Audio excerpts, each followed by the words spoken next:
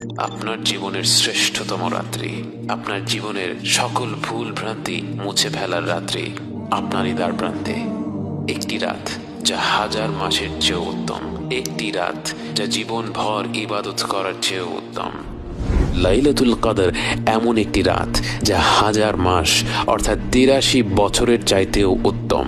কত রকম ভুল ভ্রান্তিতে আমরা ডুবে আছি, অথচ আল্লাহ তাআলা আমাদের কারো জন্য লাইলাতুল কদরের মতো মহিমান্বিত রাত্রির দরজা বন্ধ করে দেননি। রাসূল সাল্লাল্লাহু আলাইহি ওয়াসাল্লাম বলেছেন, লাইলাতুল কদরকে রমাদানের শেষ 10 রাত্রিতে খোঁজো।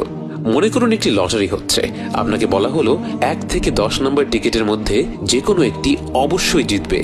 আপনি কি তখন কোনো টিকিট বাদ রাখবেন? টিকিটের দাম যতই হোক না কেন, লটারি জেতার পুরস্কার তার থেকে লক্ষ গুণে বেশি। তাই এই বিরাট পুরস্কারের কথা চিন্তা করে আপনি 10টি টিকিটই কিন্তু কিনে ফেলবেন। অতএব আমাদের উচিত শেষ 10 রাত্রির প্রতিটি রাতে আমাদের শতভাগ প্রচেষ্টাটা করা। তার পাশাপাশি হয়তো যেই রাত্রিগুলির কথা বিশেষভাবে এসেছে, যেমন 27-এর রাত এবং বেজোড় রাতগুলো, সেই রাত্রিগুলিতে আমরা বাড়তি কিছু আমল করতে পারি। কিন্তু অবশ্যই অন্যান্য রাত্রিগুলিতে, বিশেষ করে 27-এর পরের রাত্রিগুলিতে যখন খতম তারাবি শেষ হয়ে যায়, তখন যেন আমরা আমাদের ইবাদত কোনোভাবেই কমিয়ে না দেই।